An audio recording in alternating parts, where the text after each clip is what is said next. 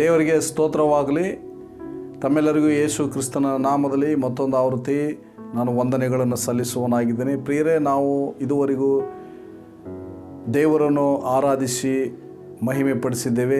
ಈ ಸಮಯದಲ್ಲಿ ನಾವು ವಾಕ್ಯದ ಧ್ಯಾನಕ್ಕಾಗಿ ಹೋಗುವಂಥವರಾಗಿರೋಣ. ದೇವರಿಗೆ ಸ್ತೋತ್ರವಾಗಲಿ. ನೀವೆಲ್ಲರೂ ನಮ್ಮ ಗಮನವನ್ನು ಇಲ್ಲಿ ನಮ್ಮ ಕಡೆ ಕೊಡಬೇಕೆಂಬುದಾಗಿ ನಾನು ಕೇಳಿಕೊಳ್ತೇನೆ. Price lord. ನಾವು ಈಗ ಕೆಲವೊಂದಿಷ್ಟು ವಿಷಯಗಳನ್ನು ನಾವು ದೇವರಿಗೆ ಹತ್ತಿರವಾಗಬೇಕಾದ್ರೆ ನಾವು ಯಾವುಗಳಿಂದ ದೂರ ಇರಬೇಕು ಎಂಬುದಾಗಿ ನಾವು ಇವತ್ತಿನ ದಿವಸ ನಾವು ಧ್ಯಾನ ಮಾಡೋರಾಗಿರುತ್ತೇವೆ. ಆದ್ದರಿಂದ ನೀವು ನಿಮ್ಮ ಗಮನವನ್ನು ನಮ್ಮ ಕಡೆಗೆ ಕೊಡುವುದಾದರೆ ದೇವರು ಆಶೀರ್ವಾದ ಮಾಡುವವನಾಗಿದ್ದಾನೆ. ಹಲ್ಲೆಲೂಯಾ. ದೇವರು ನಮಗೆ ಸ್ತೋತ್ರವಾಗಲಿ. ಯಾಕಂದರೆ ಆತನ ವಾಕ್ಯಗಳನ್ನು ಯಾರು ಶ್ರದ್ಧೆಯಿಂದ ಕೇಳಿ ಅವುಗಳನ್ನು ಹೃದಯದಲ್ಲಿ ಇಟ್ಟುಕೊಂಡು ಅನುಸರಿಸುತ್ತಾರೋ ಅವರಿಗೆ ದೇವರು ಹೇರಳವಾಗಿ ಆಶೀರ್ವಾದ ಮಾಡುವವನಾಗಿದ್ದಾನೆ. ಯಾರು ವಿಧೇಯರಾಗ್ತಾರೋ ಅವರನ್ನು ದೇವರು ಖಂಡಿತವಾಗಲು ಅವರನ್ನು ಆಶೀರ್ವದಿಸುವ ದೇವರಾಗಿದ್ದಾನೆ. ಅಂಥವರನ್ನು ಆಶೀರ್ವಾದಗಳು, ಶುಭವು, ಕೃಪೆಯು ಹಿಂಬಾಲಿಸುವಂಥದ್ದಾಗಿರ್ತದೆ. ದೇವರಿಗೆ ಸ್ತೋತ್ರವಾಗಲಿ. ಆದ್ದರಿಂದ ಇಲ್ಲಿ ನಾವು ಗಮನಿಸುವಂಥ ಒಂದು ವಿಷಯ 5 ಸಂಗತಿಗಳನ್ನು ನಾವು ಇವತ್ತಿನ ದಿವಸದಲ್ಲಿ ನಾವು ಧ್ಯಾನ ಮಾಡ್ತೀವಿ.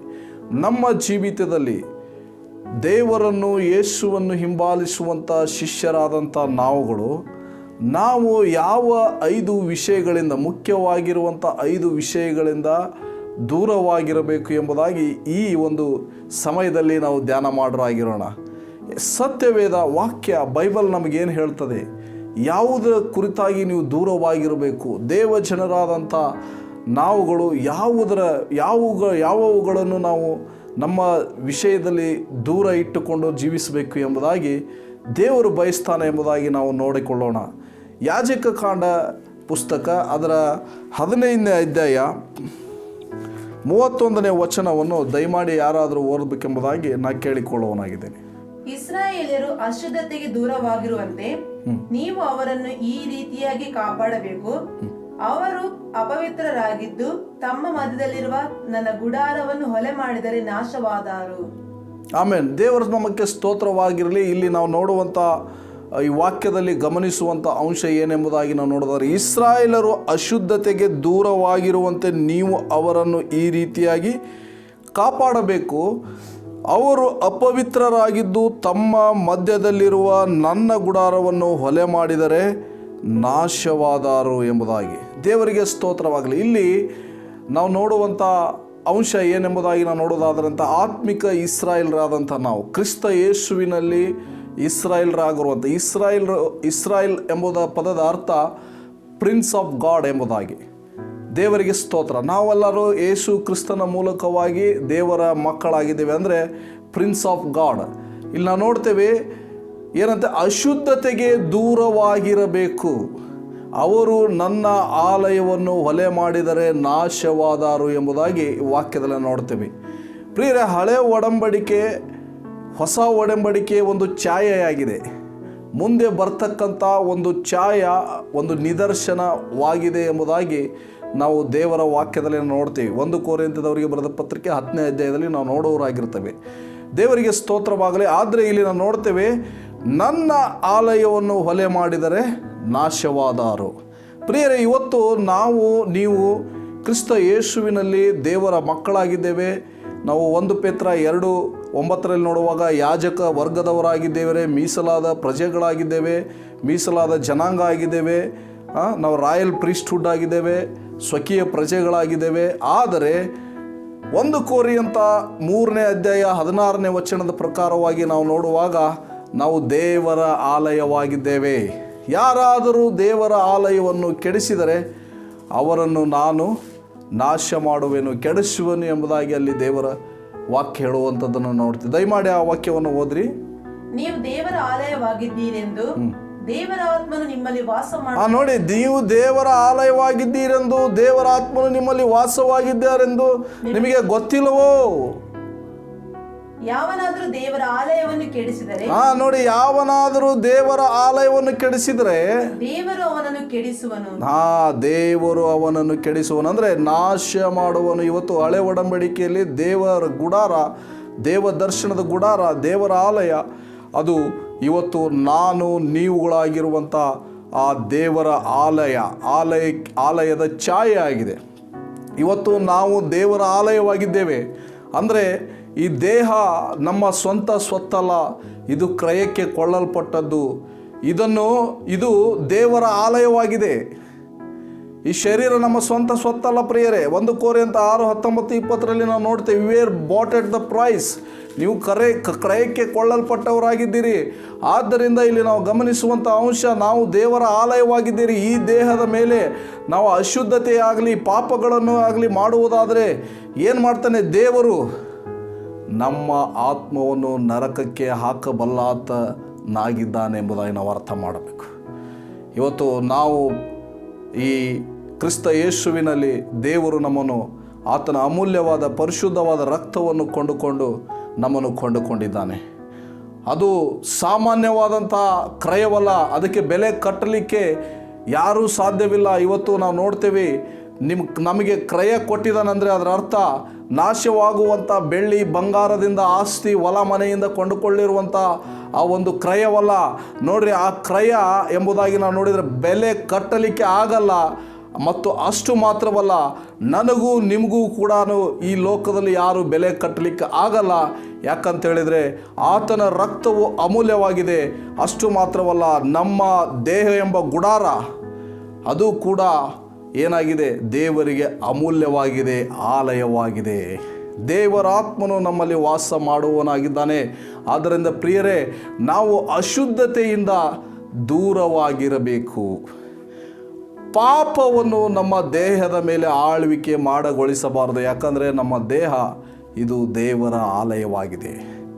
ನೋಡೋಣ, ಗಮನಿಸೋಣ, ನಾವು ದೇಹವನ್ನು ಹೇಗೆ ನಾವು ಹೊಲೆ ಮಾಡಿಕೊಳ್ತೇವೆ. ಮೊದಲನೇದಾಗಿ ನಮ್ಮ ಶರೀರ ಪ್ರಾಣಾತ್ಮಗಳನ್ನು ನೀವು ದೋಷವಿಲ್ಲದವರಾಗಿರುವಂತೆ ಕಾಪಾಡಿಕೊಳ್ಳ್ರಿ ಎಂಬುದಾಗಿ ನಾವು 1 ಥೆಸಲೋನಿಕನವರಿಗೆ ಪತ್ರಿಕೆ 5ನೇ ಅಧ್ಯಾಯದಲ್ಲಿ ನೋಡ್ತೇವೆ.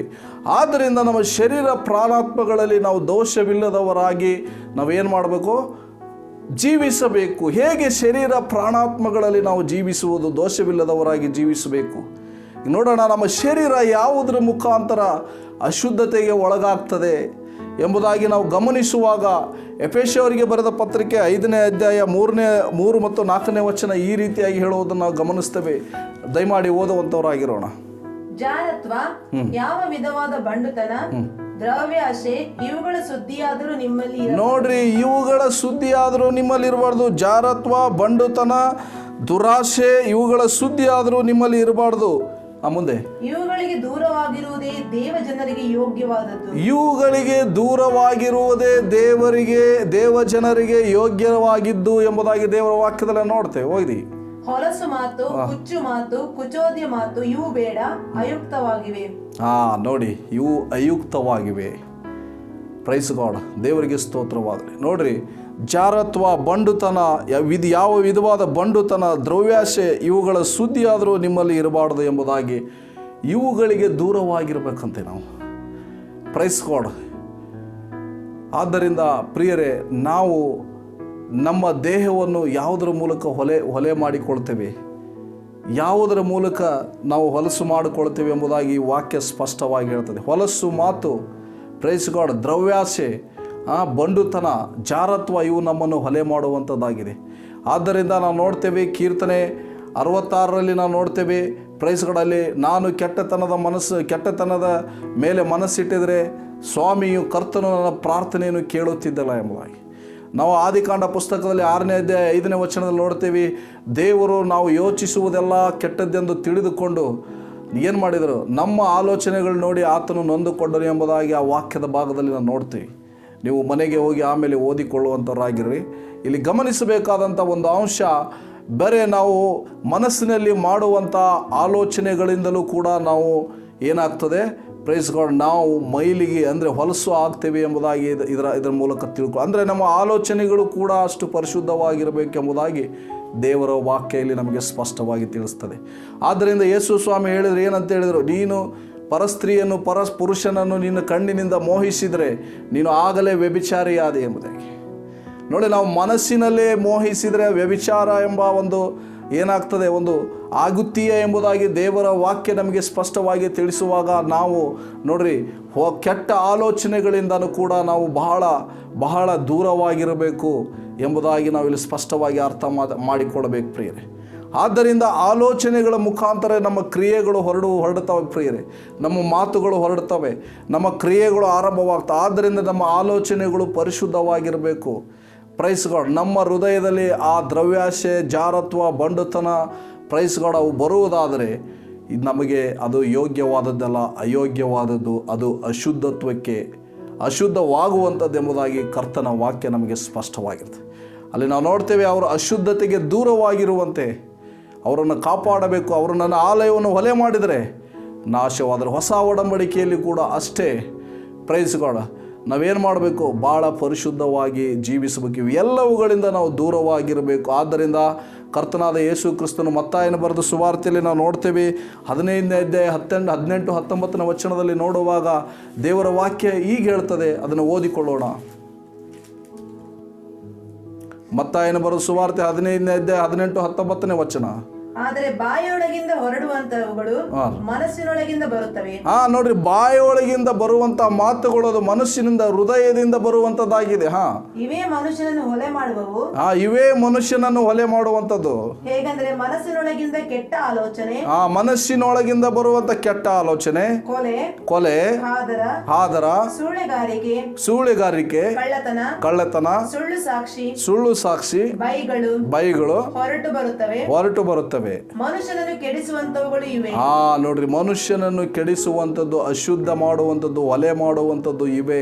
ಆದ್ದರಿಂದ ದೇವ ಜನರಾದಂಥ ನಾವು ಪ್ರೈಸ್ ಗಾಡ್ ಇವುಗಳಿಂದ ದೂರ ಇರಬೇಕು. ಅಂದರೆ ಇಂಥ ಆಲೋಚನೆಗಳು ಕೂಡ ನಮ್ಮಲ್ಲಿ ಏನು ಮಾಡಬಾರ್ದು, ಮೋಟಿವೇಟ್ ಆಗಬಾರ್ದು. ಇವುಗಳಿಂದ ನಾವು ದೂರವಾಗಿರುವುದೇ ದೇವ ಜನರಿಗೆ ಯೋಗ್ಯವಾದದ್ದು.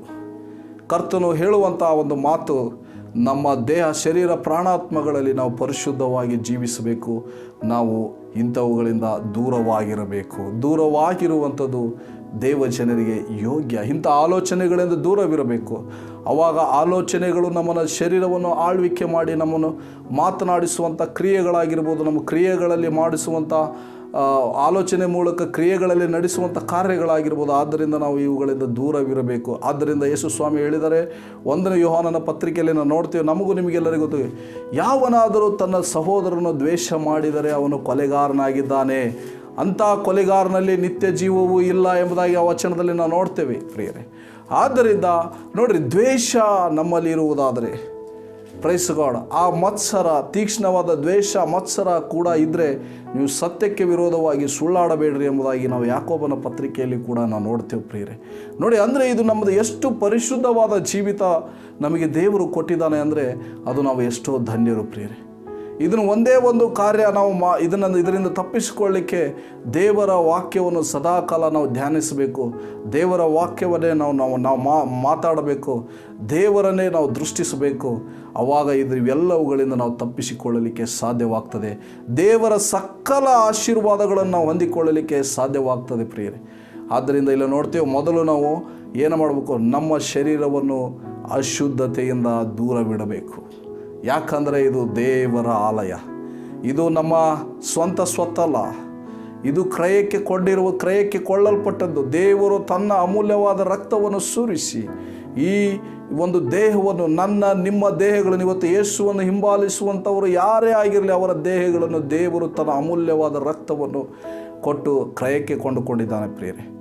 ಅಷ್ಟು ಮಾತ್ರವಲ್ಲ, ಆ ಕ್ರಯಕ್ಕೆ ನಮ್ಮನ್ನು ಕೊಂಡುಕೊಂಡಿದ್ದಾನಂದರೆ ನಮ್ಮ ಬೆಲೆ ಎಷ್ಟು ಎಂಬುದಾಗಿ ನಾವು ಅರ್ಥ ಮಾಡಿಕೊಳ್ಳಬೇಕು.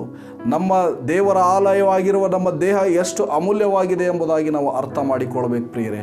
ಆದ್ದರಿಂದ ದೇವರ ನಾಮಕ್ಕೆ ಸ್ತೋತ್ರವಾಗಲಿ. ಈ ವೇಳೆಯಲ್ಲಿ ನಾವು ಅಶುದ್ಧತೆಯಿಂದ ದೂರ ಇರಬೇಕು. ಮತ್ತು ನಾವು ನೋಡುವಾಗ ನಾವೀಗ ಎರಡನೇ ವಿಷಯವನ್ನು ನೋಡಿಕೊಳ್ಳೋಣ. ಧರ್ಮೋಪದೇಶಕಾಂಡ 20ನೇ ಅಧ್ಯಾಯ 15ನೇ ವಚನವನ್ನು ಓದಿಕೊಳ್ಳೋಣ. ಈ ದೇಶದ ಜನಾಂಗಗಳಿಗೆ ಸೇರದೆ ದೂರವಾಗಿರುವ ಜನಾಂಗಗಳ ಪಟ್ಟಣಗಳ ವಿಷಯದಲ್ಲಿ ನೀವು ಹಾಗೆಯೇ ನಡೆದುಕೊಳ್ಳಬೇಕು. ನೋಡ್ರಿ, ನೀವು ಈ ಜನಾಂಗಗಳಲ್ಲಿ ಸೇರದೆ, ಏನಂತೆ ಅಂದರೆ ಜನಾಂಗಗಳ ಜೊತೆ ನೀವೇನು ಮಾಡಿ ಮಿಂಗಲ್ ಆಗಬೇಡಿ. ದೂರವಾಗಿರುವ ಜನಾಂಗಗಳ ಪಟ್ಟಣಗಳ ವಿಷಯದಲ್ಲಿ ನೀವು ಹಾಗೆಯೇ ನಡೆದುಕೊಳ್ಳಬೇಕೆಂಬುದಾಗಿ. ದೇವರಿಗೆ ಸ್ತೋತ್ರವಾಗಲಿ. ನೋಡ್ರಿ, ನಮ್ಮನ್ನು ದೇವರು ಒಂದು ಪ್ರತ್ಯೇಕತೆಗೆ ಕರೆದಿದ್ದಾನೆ.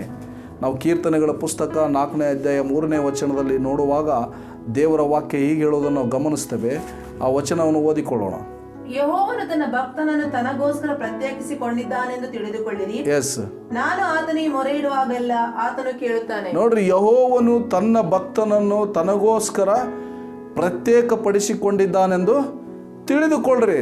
ಪ್ರಿಯರೇ, ನಾವು ಒಂದು ಪ್ರತ್ಯೇಕತೆ ನೋಡ್ರಿ, ಸಭೆ ಎಂಬುದಾಗಿ ನಾವು ನೋಡುವುದಾದರೆ ಎಕ್ಲೇಸಿಯಾಸ್ಟಸ್ ಎಂಬುದಾಗಿ ನಾವು ನೋಡುವುದಾದರೆ ಏನದರ ಅರ್ಥ?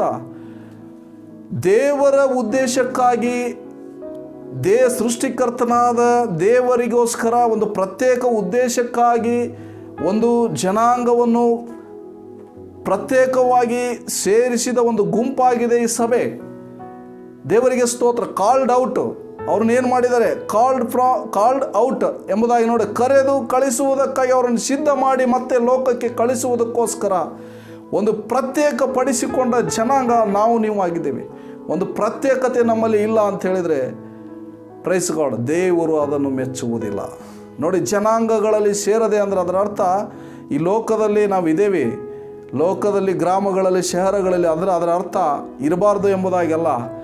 ಜನರು ಕಲ್ಪಿಸಿಕೊಂಡಿರುವಂಥ ತಲೆ ಬುಡ ಇಲ್ಲದಂಥ ಮನುಷ್ಯನ ಕಲ್ಪನೆಯಿಂದ ಉಂಟಾದ, ಸೈತಾನನಿಂದ ಉಂಟಾದ, ಈ ಲೋಕದಿಂದ ಉಂಟಾದ ಕಟ್ಟಳೆಗಳು, ಈ ಒಂದು ಸೈತಾನನ ಸಂಪ್ರದಾಯಗಳನ್ನು ನಾವು ಅನುಸರಿಸಲಿಕ್ಕೆ ಕರೆಯಲ್ಪಟ್ಟವಲ್ಲ.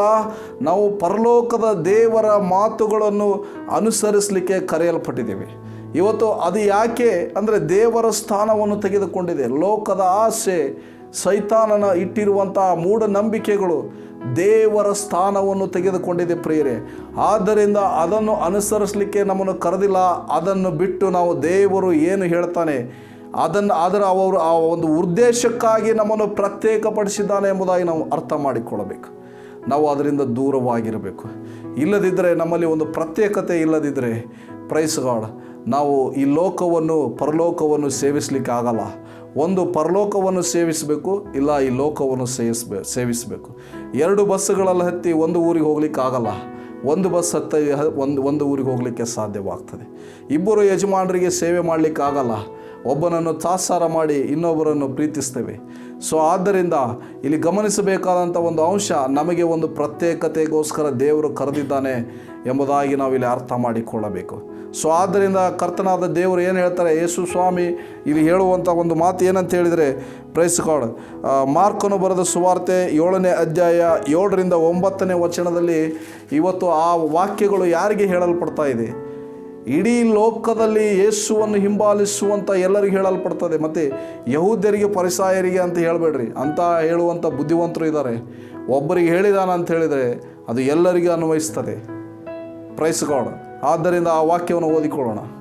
ಮನುಷ್ಯರು ಕಲ್ಪಿಸಿದ ಕಟ್ಟಳೆಗಳನ್ನೇ ಅವರು ಬೋಧಿಸುವುದರಿಂದ ನನಗೆ ಭಕ್ತಿ ತೋರಿಸುವುದು ವ್ಯರ್ಥ. ಮನುಷ್ಯನು ಕಲ್ಪಿಸಿದ ಕಟ್ಟಳೆಗಳು ಇವತ್ತೇನಾಗ್ತಾ ಇದೆ? ದೇವರ ಮಕ್ಕಳ ಮದುವೆಯಲ್ಲಿ ಮನುಷ್ಯರು ಕಲ್ಪಿಸಿದ ಕಟ್ಟಳೆಗಳು ಬರ್ತಾ ಇದ್ದಾವೆ. ದೇವರ ಸ್ಥಾನವನ್ನು ಆಕ್ರಮಿಸಿಕೊಳ್ತದೆ. ಇದು ಈ ಲೋಕದಲ್ಲಿ ಸಿಂಧುತ್ವವನ್ನು ಪಡೆದುಕೊಳ್ಳಬಹುದು. ಪ್ರೈಸ್ಗಳು ಪರಲೋಕದ ಸಿಂಧುತ್ವವನ್ನು ಹೊಂದಿಕೊಳ್ಳಲಿಕ್ಕೆ ಆಗುವುದಿಲ್ಲ. ಅಂದರೆ ಇದರ ಅರ್ಥ ತಲೆಬುಡ ಇಲ್ಲದಂಥ ಮೂಢನಂಬಿಕೆಗಳನ್ನು ನಾವು ಅನುಸರಿಸಬಾರದು ಎಂಬುದಾಗಿ. ನಾವು ದೇಶದ ಕಾನೂನನ್ನು ಗೌರವಿಸಬೇಕು, ಅದರ ಪ್ರಕಾರ ಆ ಕಾನೂನಿಗೆ ತಕ್ಕ ಹಾಗೆ ನಡೆದುಕೊಳ್ಳಬೇಕು. ಆದರೆ ಸೈತಾನನು ತಂದು ಹಾಕಿರುವ ಮೂಢನಂಬಿಕೆಗಳನ್ನು, ದೇವರ ಸ್ಥಾನವನ್ನು ಆಕ್ರಮಿಸಿರುವಂಥ ಮೂಢನಂಬಿಕೆಗಳನ್ನು ನಾವು ಏನು ಮಾಡಬೇಕು? ಅದರಿಂದ ದೂರವಾಗಿರಬೇಕು. ಅದನ್ನೇ ಯೇಸು ಸ್ವಾಮಿ ಹೇಳಿದರು. ಮುಂದೆ ಓದಿ. ನೀವು ದೇವರ ಆಜ್ಞೆಯನ್ನು ಬಿಟ್ಟು ಮನುಷ್ಯರು ಕಲ್ಪಿಸಿದ ಸಂಪ್ರದಾಯವನ್ನು ಹಿಡಿದಿದ್ದೀರಿ. ನೋಡ್ರಿ, ದೇವರ ಆಜ್ಞೆಯನ್ನು ಬಿಟ್ಟು ಮನುಷ್ಯರು ಕಲ್ಪಿಸಿದ್ದ, ಸೈತಾನ ಕಲ್ಪಿಸಿದ ಮನುಷ್ಯರು ಸುಮ್ಮನೆ ಮಾಡಿಕೊ, ಅದಕ್ಕೆ ತಳನೂ ಇಲ್ಲ ಬುಡಾನೂ ಇಲ್ಲ. ಎಲ್ಲಿಂದ ಆರಂಭವಾಗಿದೆ ಅಂದರೆ, ಯಾರೋ ಮಾಡಿದ್ರು ನಾನು ಮಾಡ್ತಾ ಇದ್ದೀನಿ ಅಷ್ಟೇ ಅಂತ ನೀವೇನು ಮಾಡ್ತಾ ಇದ್ದೀರಿ? ಮನುಷ್ಯರ ಕಟ್ಟಳೆಗಳನ್ನು ಕೈಗೊಂಡು ದೇವರ ಆಜ್ಞೆಯನ್ನು ವ್ಯರ್ಥ ಮಾಡುತ್ತೀರಿ ಎಂಬುದಾಗಿ ಅಲ್ಲಿ ದೇವರು. ಮುಂದೆ ಓದಿ. ಆತನು ಇನ್ನೂ ಅವರಿಗೆ, ನೀವು ನಿಮ್ಮ ಸಂಪ್ರದಾಯವನ್ನು ಹಿಡಿದು ನಡೆಸುವುದಕ್ಕಾಗಿ ದೇವರ ಆಜ್ಞೆಯನ್ನು ವ್ಯರ್ಥ ಮಾಡು.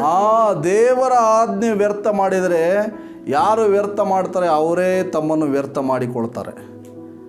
ಇಲ್ಲಿ ಪ್ರೈಸ್ ಗಾಡ್, ದೇವರ ಆಜ್ಞೆಯನ್ನು, ದೇವರ ಮಾತುಗಳನ್ನು ಅನುಸರಿಸದೆ, ಪ್ರತ್ಯೇಕತೆ ಇಲ್ಲದೆ ಕಲಬೆರಕೆಯಾಗಿ ಜೀವಿಸಿ, ಮಿಂಗಲ್ಲಾಗಿ ಜೀವಿಸಿ, ಪ್ರೈಸ್ ಗಾಡ್, ಅಯ್ಯೋ ಮುಂದೆ ನೋಡ್ಕೊಂಡ್ರೆ ಆಯ್ತು ಬಿಡೋದು ಅಂತ ಹೇಳಿಕೊಂಡು ಈಗ ನಾವು ತಾತ್ಸಾರ ಮನೋಭಾವದಿಂದ ಪ್ರತ್ಯೇಕತೆ ಇಲ್ಲದೆ ನಾವು ಜೀವಿಸುವುದಾದರೆ ಆ ದೇವರ ವಾಕ್ಯವನ್ನು ಯಾರು ವ್ಯರ್ಥ ಮಾಡ್ತಾರೆ? ಅವರು ವ್ಯರ್ಥವಾಗಿ ಹೋಗುತ್ತಾರೆ ಎಂಬುದಾಗಿ. ದೇವರ ನಾಮಕ್ಕೆ ಸ್ತೋತ್ರವಾಗಲಿ, ಮಹಿಮೆ. ಇವತ್ತು ನಮಗೇನಾಗಬೇಕು? ನಾವು ಜನಾಂಗಗಳಿಗೆ ಸೇರದೆ ನಾವೇನಾಗಿರ್ಬೇಕು? ದೂರವಾಗಿರಬೇಕು. ಏನಂತ ಹೇಳಿದರೆ, ಈ ಸೈತಾನನು ಕಲ್ಪಿಸಿದ ಕಟ್ಟಳೆಗಳಿಂದ, ಲೋಕದಿಂದ ಉಂಟಾದ ಮೂಢನಂಬಿಕೆಗಳಿಂದ ನಾವು ದೂರವಾಗಿರ್ಬೇಕು. ದೇವರ ವಾಕ್ಯದ ಆಧಾರದಲ್ಲಿ ಏನು ಮಾಡಬೇಕು ಅದನ್ನು ಮಾಡಬೇಕು. ಇಲ್ಲ ಅಂತೇಳಿದರೆ ಎಲ್ಲವೂ ವ್ಯರ್ಥ ಪ್ರಿಯರೇ. ಆದ್ದರಿಂದ ನೋಡೋಣ, ಮೂರನೇದಾಗಿ ನಾವು ನೋಡೋಣ ಜ್ಞಾನೋಕ್ತಿಗಳ ಪುಸ್ತಕ. ಅದರಲ್ಲಿ ನಾವು ನೋಡ್ತೇವೆ 4ನೇ ಅಧ್ಯಾಯ 14-15ನೇ ವಚನ ಹೇಳ್ತದೆ, ಯಾವುದಕ್ಕೆ ನಾವು ದೂರವಾಗಿರಬೇಕು. ಓದಿ.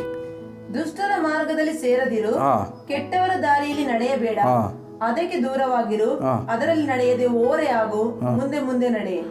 ದುಷ್ಟರ ಮಾರ್ಗದಲ್ಲಿ ಸೇರದಿರು, ಕೆಟ್ಟವರ ದಾರಿಯಲ್ಲಿ ನಡೆಯಬೇಡ, ಅದಕ್ಕೆ ದೂರವಾಗಿರು, ಅದರಲ್ಲಿ ನಡೆಯದೆ ಓರೆಯಾಗಿಯು ಮುಂದೆ ಮುಂದೆ ನಡೆ. ದೇವರಿಗೆ ಸ್ತೋತ್ರವಾಗಲಿ. ಇಲ್ಲಿ ನಾವು ನೋಡ್ತೇವೆ, ದುಷ್ಟರ ಮಾರ್ಗ ಅಂದರೆ ಯಾವುದು? ಕೆಟ್ಟವರ ಮಾರ್ಗ ಯಾವುದು ಅಂದರೆ ದೇವರನ್ನು ಅಲಕ್ಷ್ಯ ಮಾಡುವಂಥವರ ಮಾರ್ಗ. ಪ್ರೈಸ್ಗಳು ಯಾರು? ದುಷ್ಟರು ಅಂದರೆ ಯಾರು? ನಾವು ಕೀರ್ತನೆಗಳ ಪುಸ್ತಕ 9:17 ನೋಡ್ತೇವೆ. ದುಷ್ಟರು ಅಂದರೆ ದೇವರನ್ನು ಅಲಕ್ಷ್ಯ ಮಾಡುವಂಥ ಎಲ್ಲ ಜನಾಂಗಗಳು ಪಾತಾಳಕ್ಕೆ ಇಳಿದು ಹೋಗುವರು ಎಂಬುದಾಗಿ. ದೇವರ ವಾಕ್ಯವನ್ನು ಅದನ್ನು ಅಲಕ್ಷ್ಯ ಮಾಡುವಂಥವರು ಅವರು ದುಷ್ಟವಾಗಿರು, ಅವರಿಂದ ದೂರವಾಗಿರು ಎಂಬುದಾಗಿ ಹೇಳ್ತಾರೆ.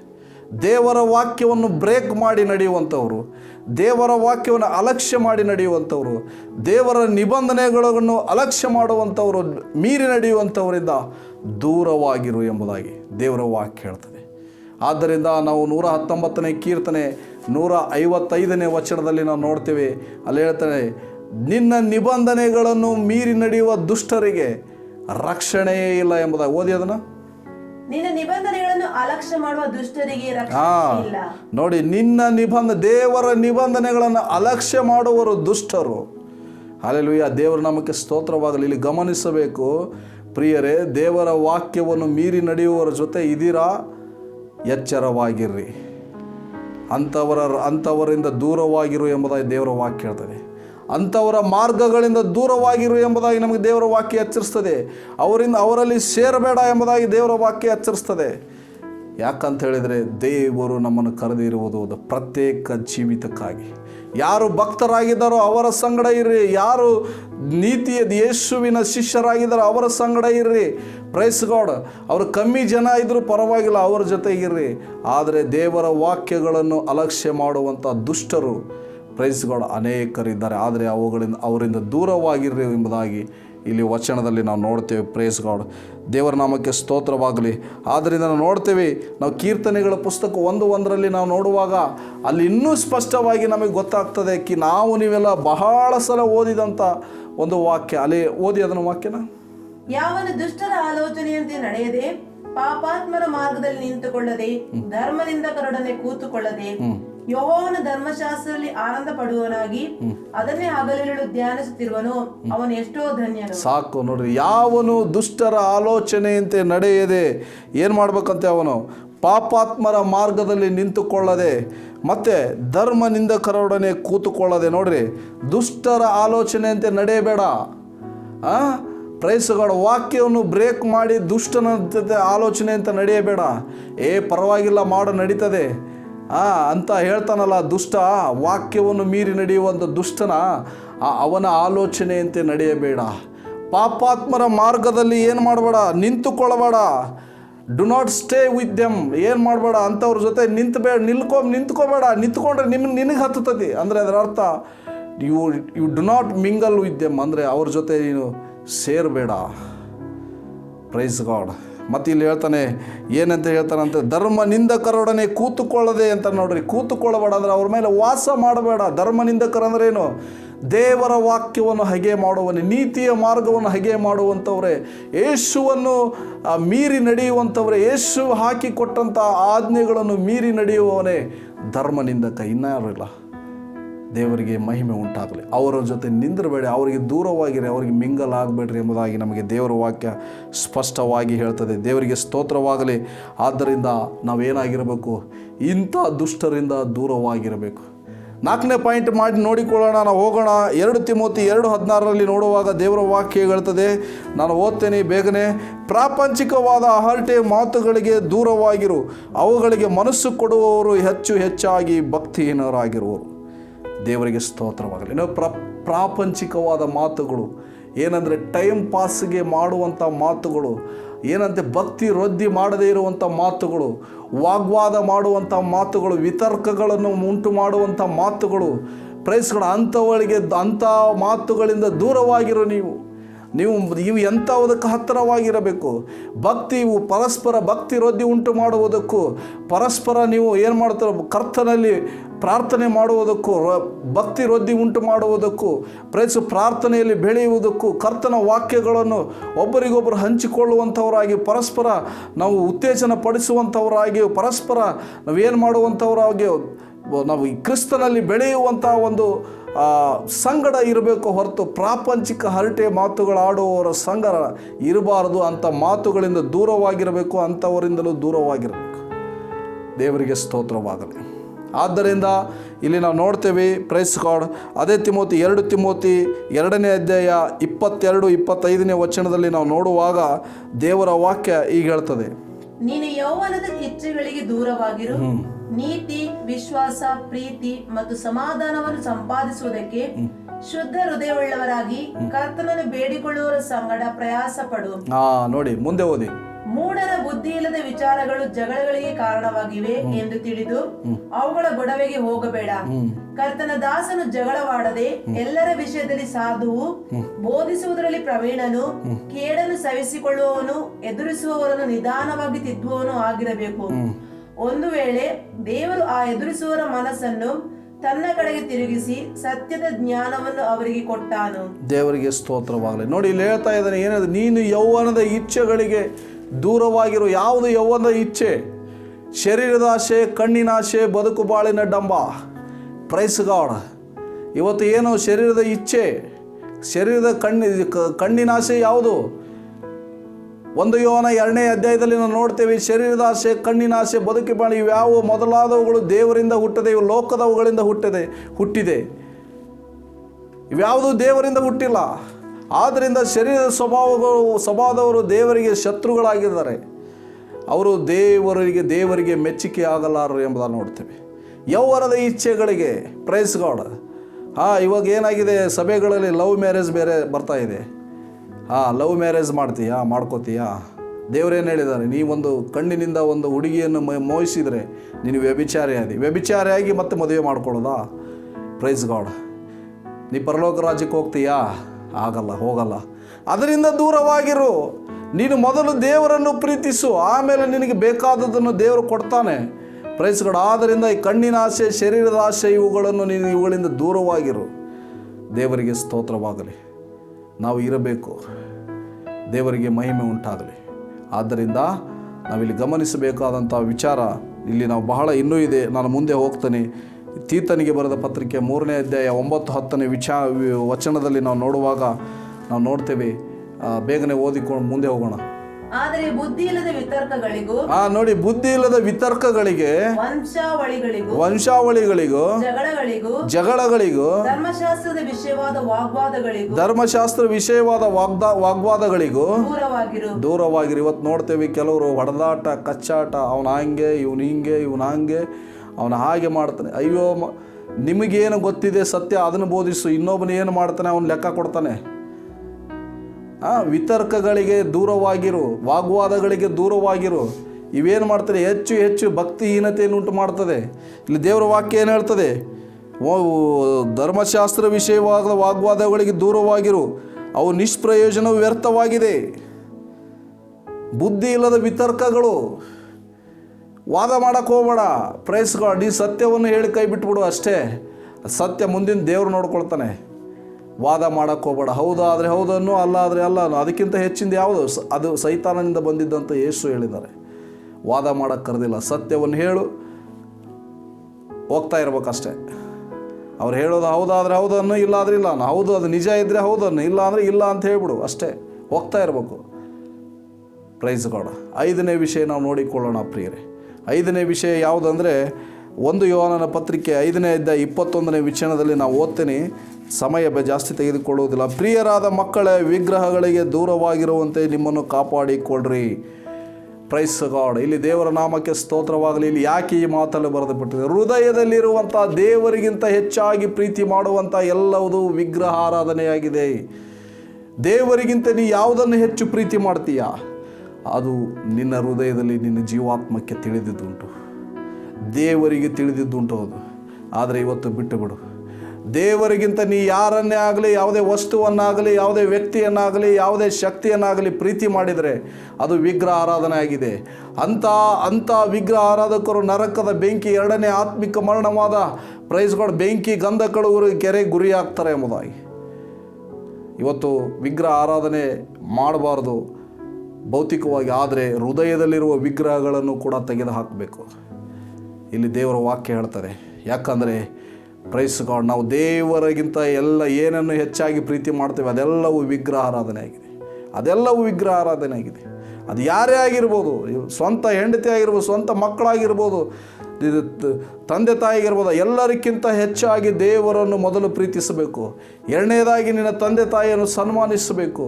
3ನೇದಾಗಿ ನಿನ್ನಂತೆ ನಿನ್ನ ನೆರೆಯವರನ್ನು ಪ್ರೀತಿಸಬೇಕು. ಇಲ್ಲಿ ದೇವರು ಎಲ್ಲ ಹಾಗೆ ಮಾಡಿ ಅಂತ ಹೇಳಿದ. ಆದರೆ ದೇವರಿಗೆ ಬೇರೆಯವರಿಗೆ ದೇವರ ಸ್ಥಾನದಲ್ಲಿ ಬೇರೆಯವರನ್ನು ಇಟ್ಟುಕೊಳ್ಳಬೇಡ ಎಂಬುದಾಗಿ ದೇವರು, ಅದು ವಿಗ್ರಹ ಆರಾಧನೆ ಆಗಿದೆ. ಹಾಲೆಲೂಯ. ಆದ್ದರಿಂದ ಇಲ್ಲಿ ಗಮನಿಸಬೇಕು ಪ್ರಿಯರೇ, ನಾವು ಭಾಳ ಎಚ್ಚರದಿಂದ ಗಮನಿಸಬೇಕು. ಇವತ್ತು ಗಮನಿಸಿಕೊಳ್ಳೋಣ. ನಾವು ಯಾವುದರಲ್ಲಿ ಹತ್ತಿರವಾಗಿದ್ದೇವೆ ನಾವು ಗಮನಿಸಿಕೊಳ್ಳೋಣ. ಯಾವುದಕ್ಕೆ ಹತ್ತಿರದಲ್ಲಿದ್ದೇವೆ ಗಮನಿಸಿಕೊಳ್ಳೋಣ. ದೇವರಿಗೆ ಹತ್ತಿರವಾಗಿದ್ದೇವಾ ಅಥವಾ ಅಶುದ್ಧತೆಯಿಂದ ನಾವು ದೂರವಾಗಿದ್ದೇವಾ ನಾವು ಗಮನಿಸಿಕೊಳ್ಳೋಣ. ನಾವು ಯಾವಾಗ ಈ ವಿಷಯಗಳಿಂದ ದೂರವಾಗಿರ್ತೇವೋ ದೇವರಿಗೆ ಹತ್ತಿರವಾಗಿರ್ತೇವೆ ಪ್ರಿಯರೇ. ದೇವರ ಜೊತೆಯಲ್ಲಿ ನಡೆಯುವವರಾಗಿರ್ತೇವೆ. ದೇವರು ನಮ್ಮನ್ನು ತನ್ನ ಯೋಗ್ಯ ಪಾತ್ರೆಯನ್ನಾಗಿ ಉಪಯೋಗಿಸಲಿಕ್ಕೆ ಶಕ್ತನಾಗಿದ್ದಾನೆ ಪ್ರಿಯರೇ. ಆದ್ದರಿಂದ ಈ 5 ವಿಷಯಗಳಿಂದ ನಾವು ದೂರವಾಗಿರಬೇಕು. Praise God. ದೇವರ ನಾಮಕ್ಕೆ ಸ್ತೋತ್ರವಾಗಲಿ.